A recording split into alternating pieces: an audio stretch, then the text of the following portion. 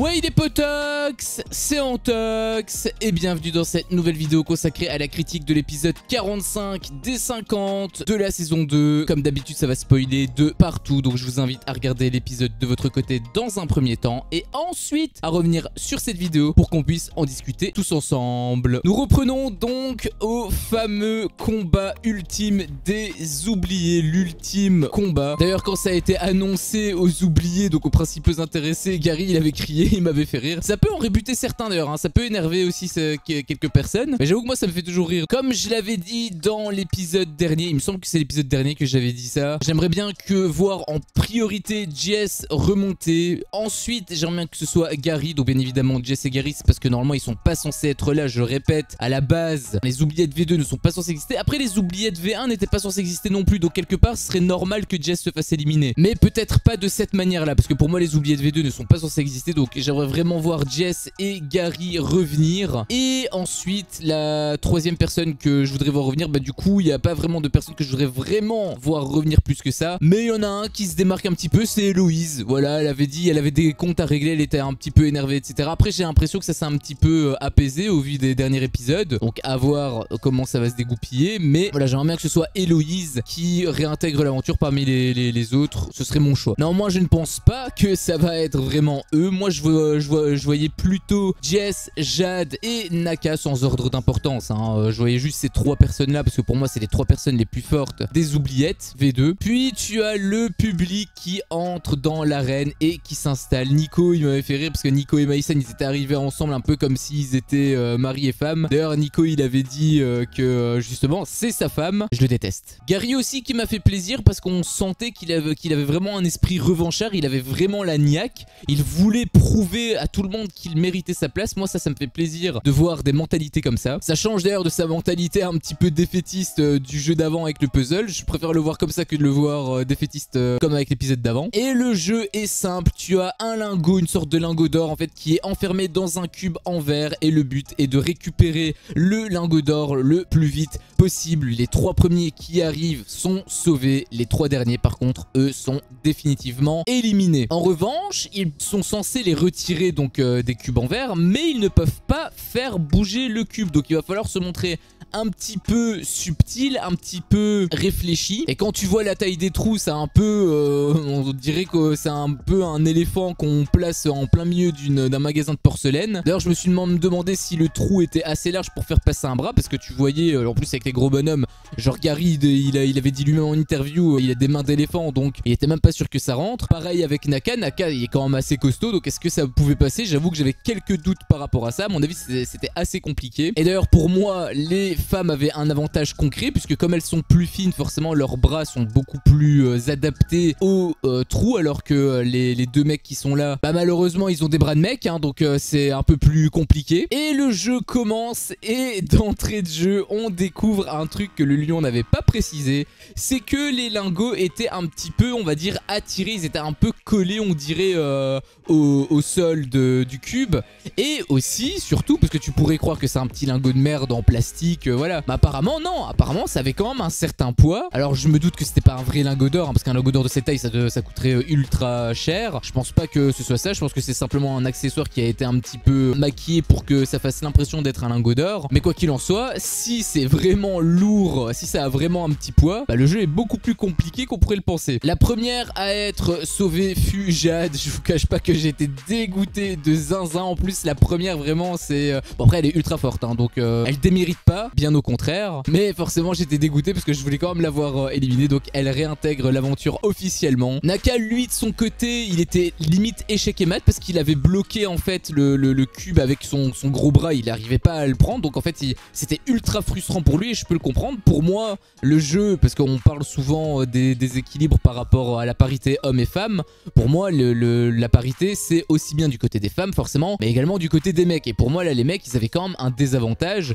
le fait que Naka Tricia n'ait pas réussi à se sauver, bah en fait c'est un petit peu normal, j'ai envie de dire, parce que bah t'as pas vu la carrure du bonhomme, il a des doigts, on dirait des doigts de maçon. C'était très compliqué pour lui et forcément bah il était déjà un petit peu perdu d'avance. Et j'avoue que je regrette un petit peu ce jeu uniquement par rapport à ça, au fait qu'ils aient pas pris en compte la morphologie simplement de chaque individu. La deuxième à être sauvée fut étonnamment Héloïse. J'avoue que je ne la voyais pas du tout dans ce cadre-là. Au final, elle a réussi. En même temps, c'est un petit peu logique, hein. Jade, elle est assez fine. Héloïse est assez fine. Forcément, tu te dis quoi? Tu te dis les personnes qui sont assez fines, ils sont censés être sauvés. Et du coup, celle qui va être sauvée, c'est soit Tricia, soit Jessie. Eh ben, pas du tout. Au final, je sais pas comment il a fait. L'homme élastique. À partir de maintenant, je l'appelle l'homme élastique. Gary est le troisième à être sauvé. Je sais pas comment il a fait. À mon avis, il a utilisé son pouvoir, hein. Il a utilisé son pouvoir d'élastique. Il fait partie des 4 fantastiques, c'est sûr à 100%. Il a réussi du coup à retirer le lingot d'or. Je sais même pas, un petit tour de magie probablement. Je sais vraiment pas comment il a fait. Je sais même pas si lui, il le sait aussi en fait. Mais quoi qu'il en soit, il a été sauvé et j'étais ultra content pour lui car d'une part, c'est entièrement mérité et en plus, si ça peut lui redonner confiance en lui, c'est une bonne chose pour lui. Par contre, forcément, si Gary est sauvé, il faisait partie de toute façon des 2 personnes que je voulais qu'il soit sauvé. Mais du coup, en fait, il y avait 2 personnes sur les 3 qui ont été sauvées. Héloïse, elle a été sauvée, c'était la dernière que je voulais qu'elle soit sauvée, elle a été sauvée. Gary, c'était aussi celui que je voulais voir sauvé, donc j'étais super content. Mais par contre, la plus importante pour moi, c'était Jessie. Je voulais vraiment que Jessie réintègre l'aventure pour qu'elle ait enfin sa vengeance sur Steph. Et au final, bah, elle est éliminée, forcément. Ça me dégoûte, hein. Je vais pas vous mentir, je suis dégoûté de ouf. Alors, je vous vois déjà venir, hein, dans les commentaires. Vous allez me charrier, oui, nananer, on est les plus forts. J'ai envie de vous dire, grandissez déjà dans un premier temps. Et ensuite, moi, si je suis avec Jess, c'est pas uniquement pour Jess. Alors, elle a mal joué, on est bien d'accord là-dessus. Je suis le premier à le dire qu'elle a mal joué. Mais là où moi, ça me dérangeait qu'elle soit éliminée, et même Gary aussi, c'est que surtout, alors vous pouvez ne pas être d'accord avec moi, vous pouvez rester dans votre bulle et juste être énervé sur Jess et être complètement aveuglé par le côté pro-Jess, si vous voulez, parce que c'est souvent ce qu'on m'avait reproché. Mais en fait, au-delà de Jess, c'est simplement le principe du jeu. T'as des personnes qui perdent une épreuve et qui sont éliminées. Tu as ça pendant plusieurs dizaines d'épisodes et d'un coup, on te dit que non, en fait, exclusivement, exceptionnellement à ce moment précis, là, le fait que tu sois éliminé, bah, ça t'élimine pas en fait. Ça te fait pas quitter le jeu. Au contraire, t'as une seconde chance. C'est ultra injuste pour les autres éliminés. Là, on parle plus du tout de Jessie. Et je parle pas non plus de Jade. Si Jessie avait été dans ce cas-là, si les rôles avaient été inversés, ça aurait été exactement la même pour moi. J'aurais été un peu plus content forcément par rapport à Jessie, mais ça n'aurait pas changé le fait que pour moi, le jeu, là, le truc des oubliettes V2, n'est pas censé exister. Je me mets à la place de Bastos, je me mets à la place de Montaigne, je me mets à la place de la team Love Island, de Edgar, je me mets à la place de tous les éliminés. Ils doivent être frustrés de malade et je ne peux que les comprendre en fait. Donc pour moi, les oubliettes V2 n'est pas censé exister. Et en fait, ça fausse complètement le jeu. Parce que le fait que la prod ait changé les règles, parce que c'est ça la triche, c'est ne pas respecter ses propres règles. Là, c'est la prod qui s'en est chargée. Et en plus, au final, imagine, tu as réussi à éliminer des personnes qui au final réintègrent l'aventure. Et en plus, c'est toi qui te fais éliminer. Alors on a qualifié ça de retournement de situation, etc. Oui, c'est vrai que ça l'est. Mais un retournement de situation n'est pas un retournement de situation, c'est pas forcément une bonne chose, hein. Je peux t'en citer plein des films où il y a des retournements de situation de malade et au final, bah tu te dis, ça n'a absolument aucun sens en fait. Bah là, c'est un petit peu la même chose. Pour moi, l'élimination de Jess est injuste par rapport au fait que c'est pas elle. Alors oui, si, c'est elle qui a perdu le jeu, mais à la base, elle était pas, c'est pas un jeu qu'elle devait jouer. À la base, c'était juste des trucs des oubliés V2. Si, admettons, il y avait pas le délire des 3 nuits où tu pouvais interchanger les trucs et simplement directement on te faisait une giga arène où t'avais directement les 3 premiers qui étaient sauvés, les 3 derniers qui étaient éliminés. Bon, pour moi, ça aurait quand même été un petit peu de la triche. Mais la pilule serait mieux passée parce qu'il n'y a pas eu de conséquences incroyables. Là, la conséquence, elle est tellement puissante que ça bouleverse complètement le jeu. Et encore une fois, je parle pas de Jess. Si c'était Stéphane, si c'était Jade, si c'était n'importe qui était dans cette situation-là, pour moi, tout simplement, les oubliettes V2 n'est pas censé exister de base. Et son élimination, l'élimination de n'importe quel joueur, meurt de la même manière que Jess, ça aurait été immérité. Donc les éliminés sont Jess, Naka et Tricia. J'avoue que j'ai quand même été content par rapport à Tricia, encore une fois pas contre elle mais plus par rapport à la prod, parce que la prod, je rappelle, l'avait laissé gagner sur son cap ou pas cap, ce qui m'a énormément énervé et ça se voyait à mort. Donc je suis content quand même qu'elle saute à cause de ça. Encore une fois, ce n'est pas contre Tricia mais plus contre la prod. Par contre Jess, forcément je suis brisé en deux, hein. Ça je pense que tout le monde est d'accord là-dessus. Et Naka, bah au final j'avoue que lui il m'avait quand même pas mal touché, parce qu'on voyait qu'avec la séparation il était en train de prendre Héloïse dans ses bras, etc. J'avoue qu'il m'avait fait beaucoup de peine, ça m'avait brisé le cœur en fait. En plus, plus tard il a eu une discussion avec Alex et Alex il s'est montré très compréhensif. Il a montré en fait que c'était pas contre lui la vengeance, que d'ailleurs ses propos ont dépassé sa pensée et qu'en fait sa vengeance était plus sur Manon et Julien que sur Naka et Héloïse. Au final ils se sont excusés, ils sont un petit peu redevenus potes j'imagine, ils sont un peu redevenus comme avant. Bon, ça changera rien par rapport à Julien et Manon, mais en même temps si en privé ils se voient jamais, c'est bien beau de dire je suis ton ami, mais il y a aussi l'extérieur du jeu. Si c'est être ami uniquement à l'intérieur, c'est pas vraiment ma définition d'amitié. Quelque chose aussi qui a été assez choquant pour moi et pour Jess également, c'est que Mel, au lieu d'aller réconforter son ami de 7 ans, parce qu'on utilise à chaque fois le prétexte que Steph c'est une amitié plus longue, donc forcément il mérite aveuglément le soutien infaillible et indescriptible du truc. Mais là pour le coup, entre Héloïse et Jess, c'est qui a la plus longue amitié? Parce qu'on dit 7 ans, mais du coup elle connaît pas Héloïse, elle est pas amie avec Héloïse depuis autant d'années je pense. Donc pourquoi est-ce qu'elle a été réconfortée Héloïse en premier et pas Jess, sachant que Héloïse en plus elle a réintégré l'aventure, hein, donc absolument aucun sens. Jess elle a été vraiment étonnée et blessée, je peux la comprendre, franchement j'ose même pas imaginer dans quel état d'esprit elle est. Vraiment les deux fois où elle a participé aux 50, elle s'est fait éliminer comme une malpropre. J'ai l'impression que la prod ne l'aime absolument pas. Il faut pas qu'elle réintègre la saison 3 des 50, hein, parce que ça va revenir à mon avis exactement au même résultat. Au final Mel va essayer de lui parler, sauf que forcément elle se fait recaler. D'ailleurs elle était étonnée, bah oui t'as déçu ton ami forcément à un moment donné quand tu la blesses. Jess c'est un peu comme une tortue, tu la blesses, hop elle se cache dans sa carapace. Là c'est exactement la même chose. Par contre Mel elle a fait quelque chose qui m'a beaucoup plu, c'est que, enfin beaucoup plu, ça m'avait quand même fait de la peine puisqu'elle avait pleuré, mais au moins elle montrait qu'elle n'était pas un robot, parce que je me suis demandé à un moment donné, est-ce que c'est vraiment une amitié qu'elle considère, parce que j'ai l'impression que ça la touchait pas du tout. Elle disait il y a quelque chose qui s'est brisé, on n'est plus amis et tout, sauf qu'elle ressentait rien on dirait. Alors c'était souvent en interview etc, donc forcément après coup tu vas pas simuler des émotions, enfin c'est ce qu'ils font parfois. D'ailleurs on l'avait vu Héloïse en interview, elle a un petit peu simulé les pleurs etc, parce que forcément elle a fait une interview après, donc elle avait déjà eu le temps de digérer la pilule avec Naka. Bah, c'est pour nous spectateurs, quoi qu'il en soit, quand c'était dans les faits on ressentait pas sa peine ou quoi, là on l'a vraiment ressenti et ça m'a beaucoup touché. Aussi je l'ai pas précisé, mais dans la petite discussion que Alex et Naka ont eu, Naka avait dit un truc en interview qui m'avait fait rire. Il avait dit si ce soir je quitte cette aventure, c'est en partie à cause de lui. Eh bien non, si tu quittes cette aventure c'est surtout à cause de toi, puisque, enfin je dis toi mais j'imagine qu'il va pas regarder cette vidéo, puisque bah, c'est lui qui a échoué à l'arène en fait, hein. Je rappelle c'était le jeu des boules, hein. C'était ce jeu là qui a bouleversé tout le truc. Il a échoué, donc en fait non, s'il a été sur le bord des éliminés c'est uniquement à la base à cause de lui. S'il avait pas été éliminé, s'il avait pas été sur le banc des nominés pardon, il aurait pas été éliminé et du coup il aurait pas été là. Encore que du coup si la prod avait fait le même truc avec les oubliettes V2, peut-être que si c'était Alex qui était là, bon Alex à mon avis non, puisque il le considérait comme son vrai pote. Après il était vraiment énervé sur le moment, donc peut-être que il aurait choisi Naka pour échanger sa place. Mais quoi qu'il en soit, s'il avait réussi l'épreuve en temps normal, il aurait pas été sur le banc des nominés et donc il aurait pas été éliminé. Donc non, je ne suis pas d'accord avec ce point de vue. Puis deuxième round avec Jess et Mel. Au final Jess elle s'est un petit peu calmée, parce que quand elle l'avait recalé c'était au moment où elle venait d'apprendre qu'elle se faisait éliminer, donc forcément elle avait pas trop la tête à ça. Là bon, elle a pu digérer un petit peu son amertume et donc elle a accepté de discuter avec Mel. Mel donc s'excusait par rapport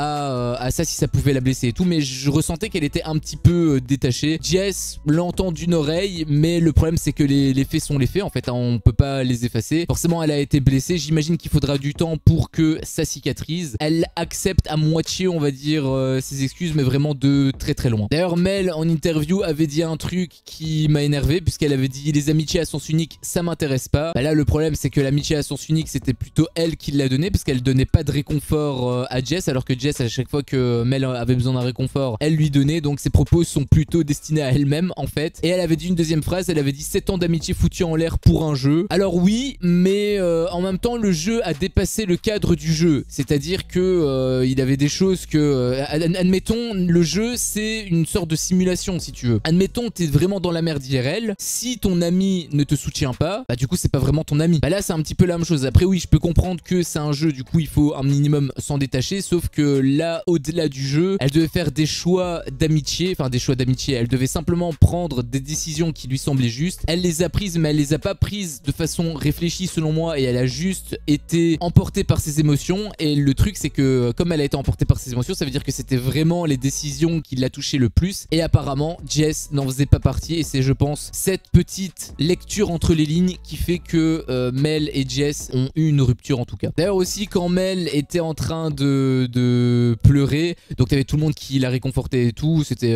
assez touchant. Et Vivien il m'avait fait rire parce qu'il avait dit tu veux qu'on dorme ensemble ce soir? Le mec il perd pas le nord hein. Mais en même temps j'aurais fait pareil. Et puis tu as Jess et Simon qui ont également une discussion. Après je peux comprendre aussi le point de vue de Simon, il avait dit qu'il avait pas du tout d'affection pour Enzo et tout, et du coup c'était uniquement pour ça qu'il voulait pas rejoindre l'alliance de Jess. Je peux totalement comprendre son point de vue, sauf que Jess elle ne l'entend pas de cette oreille. Je pense que le jeu pour Jess lui est un petit peu monté à la tête. Elle a beaucoup joué, c'était assez intéressant, mais elle a trop joué. Après encore une fois on n'est pas dans les coulisses, si ça tombe c'est la prod qui lui a demandé de jouer beaucoup, de prendre beaucoup de risques etc, parce qu'il se passait tellement, je rappelle hein, avant que les oubliés V1 arrivent, il se passait absolument rien. Donc si ça tombe c'est la prod qui les a réintégrés dans l'aventure pour qu'il se passe des choses, et comme il se passait vraiment rien, ils ont demandé aux oubliés d'y aller franco, et c'est peut-être du coup indirectement à cause de la prod qu'elle a autant joué. Après ce sont que des spéculations, je dis ça mais j'ai absolument rien de concret. Si ça tombe je suis complètement à côté de la plaque. Encore une fois ce ne sont que des hypothèses, donc à prendre avec d'énormes pincettes. Mais en effet elle a énormément joué, et elle a trop joué. À force de jouer avec le feu on se brûle, et c'est clairement ce qu'elle a fait. Elle a fait deux erreurs. La première erreur c'est d'avoir révélé à Steph et à Jade ouvertement, et la deuxième erreur c'est d'avoir continué à mentir. C'est pas vraiment une erreur mais c'est une chose qui moi m'a déçu. Donc les éliminés font leurs affaires et Tricia révèle ce que Gary leur a dit dans les oubliettes. Anaïs et Amélie sont choquées. Enfin elle commence un petit peu à réaliser ce qui se passe. Il était pas trop tôt hein, parce que Anaïs c'est une personne que j'aime beaucoup hein, au milieu d'épisodes, là, au milieu de saison là avec Manon etc. La voir comme ça me détruisait, et ça me dégoûtait, mais ça me détruisait profondément. Parce que je revoyais la Anaïs dans Secret Story etc, et ça me faisait chier de la voir comme ça en fait. J'avais envie de la secouer, de lui mettre des gifles, de lui dire réveille-toi. Là je pense que là on va revoir la Anaïs de Secret Story, et ça fait plaisir. Jess avant de partir essaie de leur faire ouvrir un petit peu les yeux. Donc je pense que maintenant Amélie et surtout Anaïs vont commencer à jouer réellement. Puis on arrive trop progressivement sur la dernière partie de l'épisode où tu as Amélie dans un premier temps qui débarque dans la cuisine. Elle se sentait un petit peu de trop parce que t'avais des personnes qui parlaient, et au final elles se sont tues au moment où Amélie arrivait. Elle l'a dit frontalement hein, on commençait à sentir une certaine tension monter, même si Steph il a essayé de détendre un petit peu l'atmosphère etc. Après pourquoi est-ce qu'il avait fait ça? Est-ce qu'il avait fait ça pour essayer de noyer le poisson, ou est-ce qu'il a fait ça parce qu'il est réellement humainement drôle et qu'il veut pas qu'il y ait de tension de base? Ça je sais pas, parce que j'avoue que j'ai pas entendu leur conversation. Je sais pas de quoi ils parlaient. Est-ce qu'ils parlaient stratégique ou autre? Je pense hein, vu que tout le monde était regroupé, à mon avis ça parlait un petit peu stratégie, mais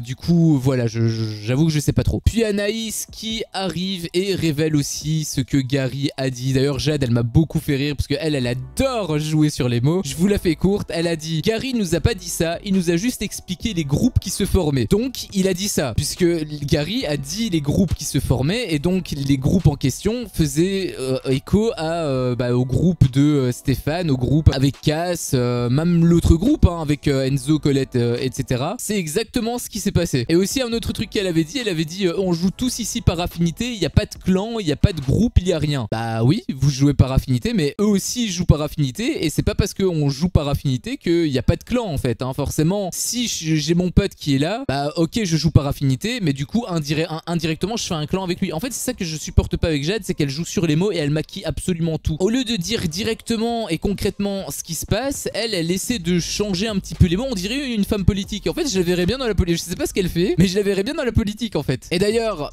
petite particularité hein, par rapport à cette phrase, ça m'a fait hurler de rire en fait, parce que on joue tous ici par affinité. Et à côté, t'avais Myriam qui regardait par terre, qui bougeait pas d'une oreille. Bah ouais, parce qu'elle, elle est sur tous les tableaux. Hein. Elle était avec Nico, Enzo, Colette. Elle est avec Steph et Jade. Elle est là où le vent l'emmène en fait. Globalement, c'est ça. Elle est là où le vent l'emmène. Du coup, j'avoue que ma target, personnellement, ce serait, bon, d'une part, j'avoue Steph et Jade, parce que normalement, ils sont pas censés être là, de base. Héloïse aussi, parce qu'elle est pas censée être là non plus directement. Donc, on va dire que j'aimerais bien qu'ils se fassent éliminer. Pas forcément en priorité, parce que j'avoue que celle que j'ai vraiment envie qu'il soit éliminé, c'est Myriam, parce que celle qui fait le plus de coups derrière le dos de tout le monde, c'est elle, et elle s'est pas encore faite capter, elle s'est pas encore faite cramer. Au final, Anaïs s'arrête là, mais franchement, si j'avais été à sa place, j'aurais directement balancé le truc de Myriam, ça aurait généré probablement des disputes ou quoi, mais moi j'en aurais rien eu à foutre, au moins tout le monde aurait pu voir ses réelles intentions. Jess en interview qui pleurait aussi, parce qu'en fait elle se voyait un petit peu en Nico. Nico, c'est vrai que quand il réfléchit quelque part, Nico au final, il est un peu dans la même situation que Jessie, donc il se retrouve tout seul. Donc je pense que je vais quand même tenir avec Nico, parce que j'avoue qu'il me touche quand même pas mal. Au début, j'avoue qu'au début de saison, je l'aimais pas du tout par rapport à la fin de saison des apprentis où bon, il avait abandonné hein, globalement le truc, et ça avait un peu porté préjudice à Aya. Enfin, il voulait abandonner, je sais même plus comment ça s'était dégoupillé, mais le fait qu'il faisait ça à Aya, je trouvais que c'était absolument dégueulasse, et c'est pour ça que je le voyais pas d'un très bon oeil au début. Mais au final, c'est vrai que bah, je suis retombé un peu amoureux de Nico, parce que je l'aimais énormément Nico dans le cross, je trouvais super fort et tout. Et donc j'avoue que cette situation, bah au final ça m'attendrit un peu, et je dois avouer que s'il y a une personne que j'aimerais bien voir gagner réellement, ce serait Nico. Amélie en interview qui avait dit aussi un truc intéressant, elle avait dit Jessie a une belle âme, mais là elle s'est un petit peu plantée. Bah en fait c'est un peu ça, elle a tout résumé dans cette phrase. Pour moi, Jess n'a pas joué au jeu qu'elle a l'habitude de jouer, et bah ça lui a un peu porté préjudice par rapport aux autres personnes, hein. C'est surtout à partir de ce moment-là d'ailleurs que les commentaires sur sous mes vidéos ont commencé à être divisés en deux clans. Bah oui, à mon avis, le jeu lui a trop monté à la tête, et bah le problème c'est que du coup ça lui porte complètement préjudice. Après, quelque part, je suis un peu quand même content qu'elle parte, parce que dans tous les... Enfin, je suis content, je suis pas content qu'elle parte, mais je suis soulagé aussi pour elle, parce qu'elle va quand même pouvoir revoir Fanny, elle va quand même pouvoir réavoir une vie un peu plus tranquille, parce que c'était vraiment pas facile dans le château, alors elle s'en est vraiment pris plein la gueule. Donc quelque part, si ça peut la soulager d'un poids, moi je reste quand même content pour elle. Stéphane et Jade qui dormaient ensemble, ça c'est normal hein, après, mais ça m'a fait rire ce que Steph avait dit concernant Jessie. Jessie est partie, tout va bien. Bah ouais, ils étaient éliminés, et au final ils se retrouvent réintégrés au château, et Jess qui les avait éliminés, au final elle s'est fait éliminer. Vraiment, la justice n'a absolument ni queue ni tête. Encore une fois, vous pouvez ne pas être d'accord avec moi, vous pouvez être méchant, mesquin, tout ce que vous voulez. Moi franchement je m'en fous hein. Je vous dis, ça m'atteint pas, parce que de toute façon je tiens avec Jess, mais c'est pas parce que Jess est partie, parce que j'ai vu des commentaires je vais tomber de 1000 étages etc. Ça va, j'ai d'autres priorités dans la vie que de me soucier éternellement d'une candidate de réalité. Je l'aime beaucoup certes, mais c'est pas ça qui va me ramener de l'argent à la maison, qui va me faire manger non plus hein. Et enfin l'épisode se termine sur la discussion entre Nico et Alex, et on sentait vraiment que Nico était remonté à bloc, il avait envie de se venger, et j'espère qu'il va tout péter, parce que d'une part j'ai vraiment envie qu'il gagne. Pour moi il est le plus légitime en plus hein, parce qu'il s'est jamais fait éliminer réellement, il s'est pas fait repêcher par les oubliettes, pas par les oubliés V2, enfin par les oubliettes tout court. Il est pas passé par la case oubliette non plus hein, parce qu'il fait pas partie des oubliés V1. Donc de base c'est vraiment un candidat des 50 pur et dur, et en plus le fait qu'il soit tout seul, bah moi j'aime bien tenir avec les plus faibles numériquement entre guillemets, donc je lui apporte toute ma force pour ce jeu, et j'espère qu'il va aller au bout. Voici donc mon avis sur cet épisode, un épisode riche en émotions pour la première partie par rapport à une certaine excitation qu'on a eu. Forcément il y a eu l'ultime jeu, donc ça a été extrêmement intéressant, et puis le soufflet est retombé, et là bah les personnes qui étaient pour Jade, ils étaient contents pour le clan de Steph et Jade, et ceux qui étaient pour Jessie, malheureusement bah ils sont dépités un peu comme moi. Il y a un petit entre-deux on va dire, certains sont contents, certains sont pas contents. Quoi qu'il en soit, il s'est quand même ça a été riche en émotions, il s'est quand même passé pas mal de choses, et la fin d'épisode se termine un peu plus tranquillement, même s'il y a la petite flamme pour dire le jeu n'est pas encore fini. Ça c'est pour te donner envie de regarder la suite, donc forcément j'ai hâte d'être à demain pour découvrir ce qui va se passer. passé. Mais il n'y a pas de gros cliffhanger. Et en plus, on est après l'ultime combat des oubliés. Donc on est un peu moins hypé. Mais quoi qu'il en soit, moi j'ai quand même hâte d'être à demain pour regarder l'épisode. Sur ce, cette vidéo s'achève ici. Si mon contenu te plaît, fais-le moi savoir en me laissant un énorme pouce bleu. À chaque fois que je vois ça, je vois que mon contenu plaît. Et donc moi, ça me motive à continuer. Si t'es pas encore un potox, qu'est-ce que tu attends pour me défoncer ce gros bouton rouge? N'hésite pas à activer la cloche pour ne rien louper. Et je te dis à la prochaine pour une prochaine vidéo. Ciao.